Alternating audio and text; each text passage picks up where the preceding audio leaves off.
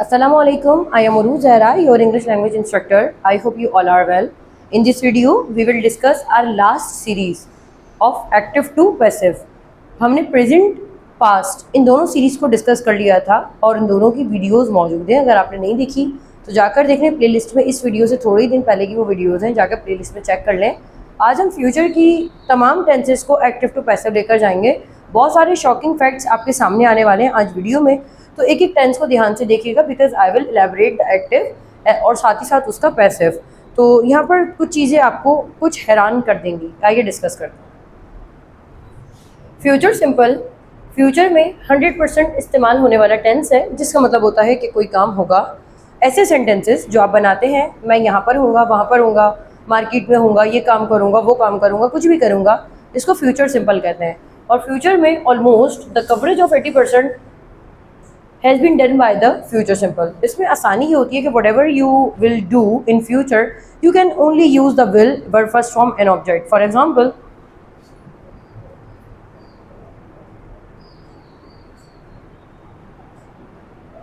I will collect ID card. अब मैं ID cards क्या करूँगा, कलेक्ट करूँगा।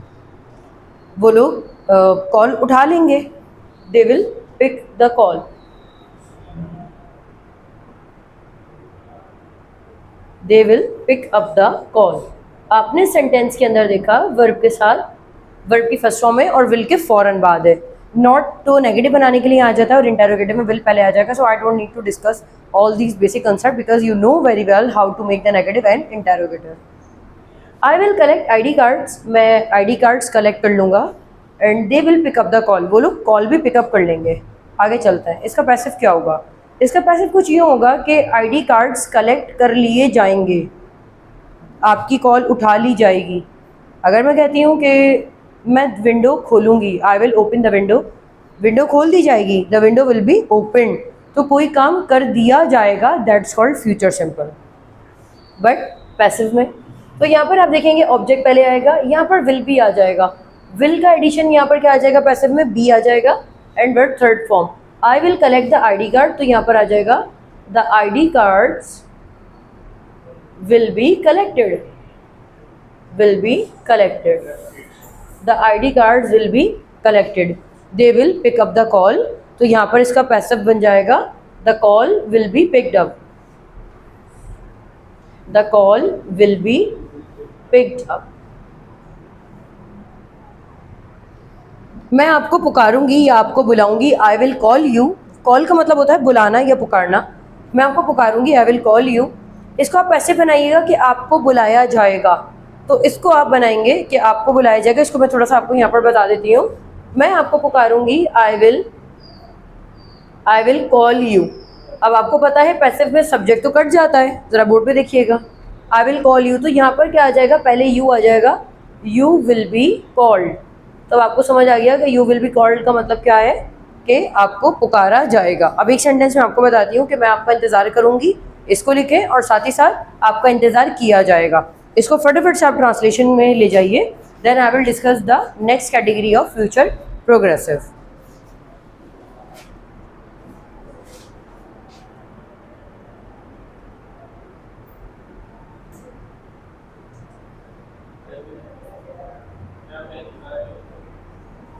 आगे बढ़ते हैं फ्यूचर प्रोग्रेसिव में।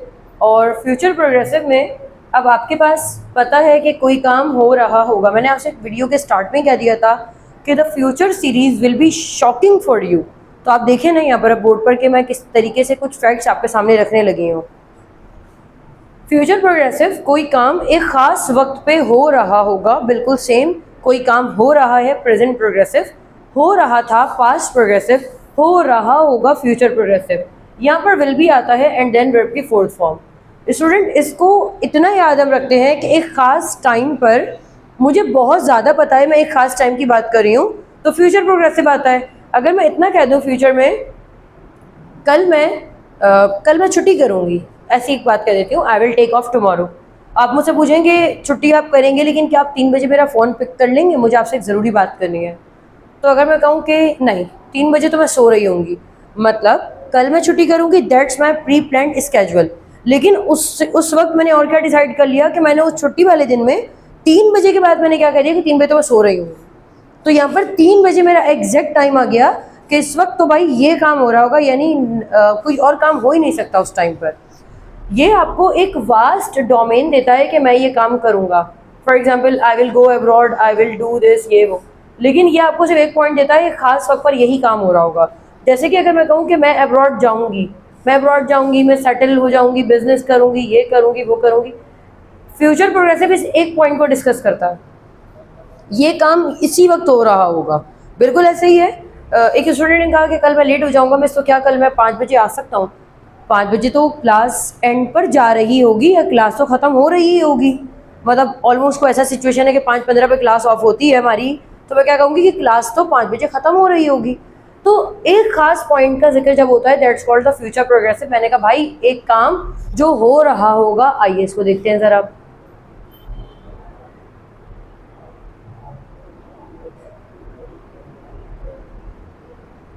अब मैंने कहा कि मैं 3 बजे सो रही होंगी, I will be resting up at 3 PM। भाई क्या कर रहे होंगे हम लोग? रेस्ट कर रहे होंगे। 3 बजे तो बिल्कुल रेस्ट करेंगे, उठाना भी मत, जरूरत भी नहीं करना उठाने की। आई will be resting up at 3 PM। ये एक्टिव है ना? अच्छा आप एक बात और याद रखिए, एक्टिव है तो यहाँ पर काम करने वाला इंग्लिश में तो पहले आ ही रहा है, लेकिन उर्दू के सेंटेंस में भी पहले आ रहा है। मैं सो रहा हूँगा, मैं वहाँ जाऊँगा, जबकि पैसिव में क्या था? ऐसा हो रहा होगा, ऐसा किया जाएगा। वहाँ ऑब्जेक्ट को उर्दू में प्रेफरेंस दी जाती है, but in the active we have to add the subject in Urdu at least first. I will be resting up at 3 PM। अब इसका नेगेटिव जब भी बनता है याद रखिएगा, दो हेल्पिंग वर्ब है, विल बी स्प्लिट होंगे और आएगा आई विल नॉट बी। ये मत कीजिएगा कि I will be not, no, when the two helping verbs are there you need to split and add the not. I will not be resting up at 3 PM। यहाँ तक हमें future progressive समझ आया। इसका एक सेंटेंस आप लिखिएगा। वो लोग 5 महीने बाद अपनी बुक पब्लिश कर रहे होंगे। वो लोग 5 महीने बाद अपनी बुक पब्लिश कर रहे होंगे। अब यहाँ पर वो लोग इतने ज़्यादा सर्टेन है कि 5 महीने बाद ही कर रहे होंगे ना, तो आप लोग इसे देख लें।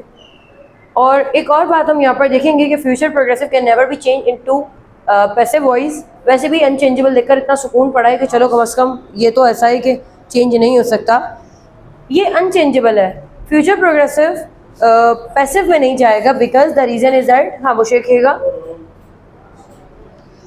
फ्यूचर प्रोग्रेसिव में ऑलरेडी हमारे पास विल बी आ चुका है। दो हेल्पिंग वर्ब यहाँ पर मौजूद है, विल एंड बी, तो यहाँ पर अब आपके पास तीसरा हेल्पिंग वर्ब ऐड करने की ज़रूरत है ही नहीं। और वैसे भी आपने नोट किया था जो विल है यहाँ पर बी आ चुका है, तो बी जब है तो ना तो मैं यहाँ पर एडिशनली बीइंग नहीं लगा सकती, जैसे कि हम प्रेजेंट प्रोग्रेसिव में बीइंग लगा रहे थे। Being, the letter is being written, the letter was being written, तो हमने बीइंग लगाया था। तो ऑलरेडी जब यहाँ पर बी प्रोग्रेसिव में मौजूद है तो मैं इसको काट कर बीइंग नहीं कर सकती, बिकॉज ऑलरेडी जो हेल्पिंग वर्ब होता है हमें उसके बाद ऐड करना होता है। ये पैसिव का रूल होता है। जैसे कि हमने देखा था I am opening the door is, अब इस तो अपनी जगह रह गया था, the door is being open. तो जो हेल्पिंग वर्ब थे वो अपनी जगह रहते हैं, but we have to add additional, तो यहाँ ऑलरेडी एडिशनल नहीं हो सकता। विल बी के बाद आप बीइंग नहीं लगा सकते, नहीं होगा, बिकॉज ऑलरेडी बी एक ही फैमिली का मौजूद है। दो हेल्पिंग वर्ब एक ही फैमिली के एग्जिस्ट नहीं करते सिंगल सेंटेंस में। I will be being, no, ऐसा नहीं हो सकता। सो यहाँ पर ये बात खत्म हुई। आगे बढ़ते हैं फ्यूचर परफेक्ट में।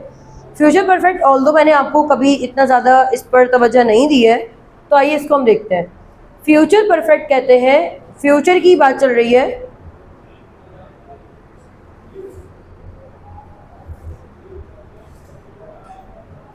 काम हो चुका होगा। एक अंदाजे के मुताबिक मैं इतनी ज़्यादा सर्टेन हूँ। अब पुरानी बात से हम कंपेयर करते हैं। अब ज़रा बोर्ड पर देखिएगा आप लोग, मैंने आपसे कहा कि भाई कल मैं ऑफ करूँगा, इसके अंदर मैं मज़ीद सर्टेन हो गया। मैंने कहा 3 बजे तो मैं सो रही होंगी, कितनी देर सो जाऊँगी वो मुझे पता है। मैंने कहा भाई मैं ज़्यादा से ज़्यादा 1-1.5 घंटा सो के उठ जाऊँगी। 3 बजे सोना शुरू हुआ, 3 बजे से 4 बजे तक आप एज्यूम कर ले, 5 बजे तक एज्यूम कर ले, चले भाई 5 बजे तक एज्यूम कर लिया। लेकिन अगर कोई मुझसे कहता है कि मैं 6 बजे, तो अब मैं क्या कहूँगी? नहीं, मैं तो सो के उठ चुकी होंगी। अब ऐसा तो नहीं है सारा दिन ही बंदा सोता रहे, तो मैं तो सो के उठ चुकी होंगी। अगर यहाँ 6 बजे की बात है, इसको क्रॉस कर लिया, इसको कर लिया, इस टाइम में मैं मज़ीद फिक्स हो गई। आसान करते हैं, मैं कल मार्केट जाऊँगी, दैट्स अ वैग सेंटेंस। मैं मार्केट जाऊंगी, I will go to market tomorrow. 11 बजे मैं वहाँ पर चीज़ खरीद रही होंगी बिकॉज वहाँ पर सेल लगी हुई है, तो हम वहाँ पर चीज़ खरीद रहे होंगे। वी विल बी कलेक्टिंग या we will be purchasing the thing at 11। मैं मार्केट से रिटर्न हो गई होंगी 1 बजे, तो क्या होगा, मैं मार्केट से रिटर्न हो चुकी होंगी 1 बजे तक। मैं बहुत ज़्यादा परफेक्ट हूँ इस मामले में और बहुत परफेक्शन के साथ बता रही हूँ कि ये काम इतने बजे मुकम्मल हो चुका होगा। So then I will use future perfect. Subject will have verb की थर्ड फॉर्म एंड ऑब्जेक्ट। पहला शॉकिंग पॉइंट ये था कि फ्यूचर प्रोग्रेसिव कन्वर्ट नहीं होता पैसिव में। दूसरा शॉकिंग पॉइंट आप समझे, अब हमने एक बात पढ़ी थी कि प्रेजेंट परफेक्ट में हैव और हैज़ आता है।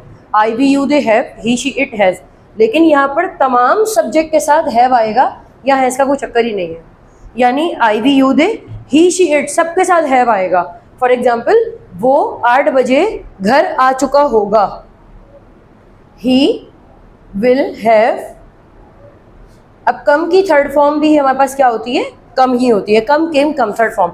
He will have come at home at 8 PM। ये से वैसे कर लो, he will come to home, at भी चलता, ठीक है। He will come to home at 8 PM। अब मैं यहाँ पर कहने लगी हूँ कि नेगेटिव कैसे बनेगा, आपको अच्छे से पता है। He will not have come to home, ये वाली आसान आसान सी बात थी। फॉर एग्जाम्पल, वो लड़की खाना खा चुकी होगी, she will have eaten food, eat की third form, she will have eaten food. भाई मैं काम कर चुका हूँगा अपना, I will have done my work. वो लोग अपना खत लिख चुके होंगे, they will have written the letter, write की थर्ड फॉर्म रिटन आ गई, वो लोग लेटर लिख चुके होंगे, they will have written the letter. इसका पैसिव बनेगा, आसान सी बात है। अभी आप इसको तो छोड़ दें, ये तो आपका ऑब्जेक्ट नहीं है ना। अच्छा, अभी मैं आपको एक और यहाँ पर ट्विस्ट बताती हूँ। फिलहाल इस सेंटेंस का पैसिव नहीं बन सकता, ये हमारा लास्ट शॉकिंग पॉइंट होगा। क्यों, मैं आपको भी बताती हूँ। कुछ वर्ब होते हैं ट्रांजिटिव एंड इंट्रांजिटिव, जो इंशाल्लाह नेक्स्ट वीडियो में आएगा, लेकिन फिलहाल मैं आपको 5 ऐसे वर्ब बता रही हूँ जो कि कन्वर्ट नहीं होते, जैसे कि गो, कम, फ्लाई, स्विम, लाफ, स्माइल। 6 हो गए।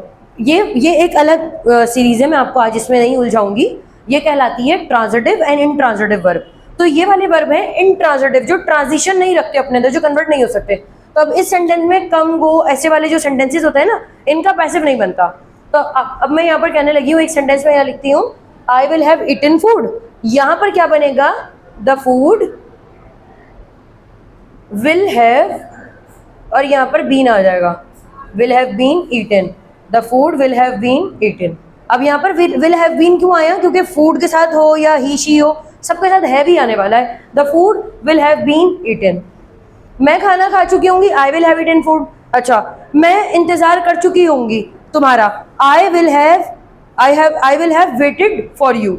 अब आपका इंतजार किया जा चुका होगा, you will have been waited. तो यहाँ पर आपको बात समझ आ रही होगी कि थर्ड फॉर्म वहाँ पर जो थी यहाँ पर है। तो आइए इसको जरा 1-2 सेंटेंसेस हम देख लेते हैं। अभी जगह कम होने की वजह से मैं इसको यहाँ लिख लेती हूँ। एक्टिव है, she will have done the work, वो लड़की काम कर चुकी होगी। अब यहाँ पर इसका पैसिव बनेगा, आप चाहें तो आप बना सकते हैं,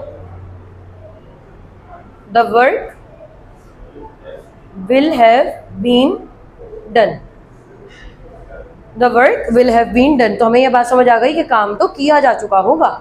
आगे बढ़ते हैं और अपने लास्ट सीरीज से, तो क्योंकि ये आसान था, इसमें तो हैव और ऐसा चक्कर ही नहीं है ना, सबके साथ ही हैव आने वाला है। फ्यूचर परफेक्ट प्रोग्रेसिव कहता है, ये आपको वैसे एक्टिव पढ़ाऊंगी क्योंकि ये भी अनचेंजेबल है। रीजन वही है कि ऑलरेडी दो हेल्पिंग वर्ब यहाँ पर मौजूद है, तो इसके साथ बीइंग आ नहीं सकता, तो हम इसको कन्वर्ट नहीं करेंगे। तो आपके लिए ये अनचेंजेबल हो गया, सिर्फ ये 2 ही होते हैं पैसिव में चेंज। ये वो टेंस है जिन्होंने मेरा प्रेजेंट परफेक्ट प्रोग्रेसिव पढ़ा है, ये उनके लिए ही है, और पास्ट परफेक्ट प्रोग्रेसिव भी होता था।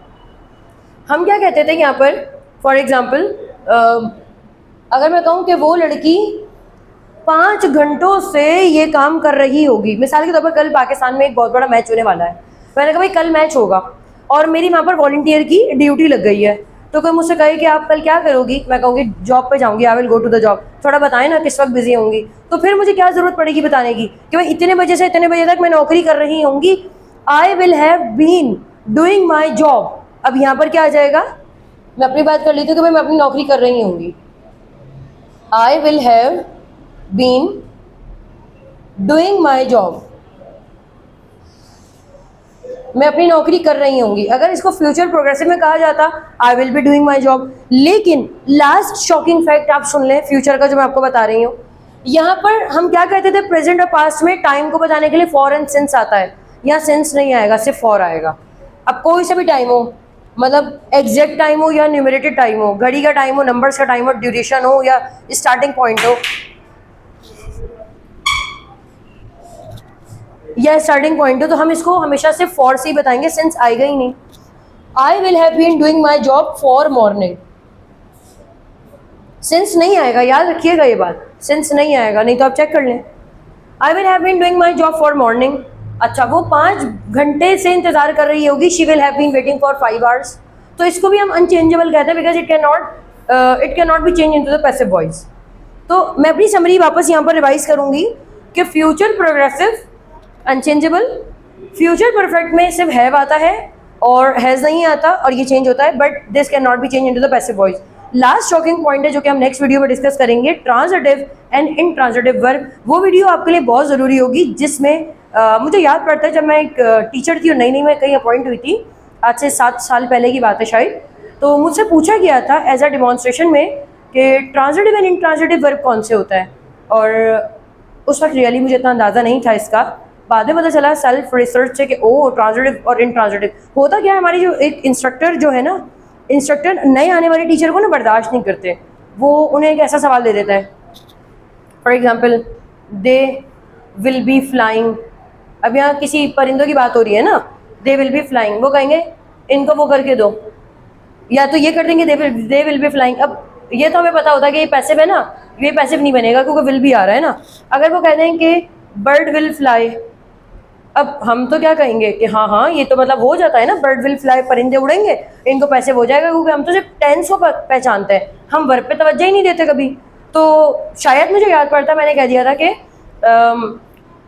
अब बर्ड विल भी शायद करके कुछ मैंने बनाया था, सो मुझे पता चला कि वो मेरा सेंटेंस गलत था, बिकॉज क्योंकि ट्रांजिटिव एंड इनट्रांजिटिव ये होता है जो ट्रांजिट, जिनके अंदर पावर होती है ट्रांसफर हो जाने की, तो वो कहलाते हैं ट्रांसफर यानी ट्रांजिटिव वर्ब, और वो हम सब पैसिव में ले जाते हैं। लेकिन कुछ ऐसे 6 वर्ब थे, और भी बहुत सारे हैं जो मैं आपके साथ बताऊंगी नेक्स्ट वीडियो में, लेकिन इन 6 के साथ आप इनको नहीं करेंगे कन्वर्ट। इनका जाते जाते एक रीज़न सुन लें क्यों नहीं करते। ये वो वर्ब होते हैं जिनके आखिर में अगर ऑब्जेक्ट ना आए तो सेंटेंस मुकम्मल हो जाता है। मिसाल के तौर पर आई कम, मैं आती हूँ, अगर मैं कहती हूँ आई कम समझ आ गया, लेकिन अगर हम कोई ऐसा सेंटेंस बनाते हैं जिसमें लाजमी तौर पर ऑब्जेक्ट होता है तो वो कन्वर्ट होते हैं।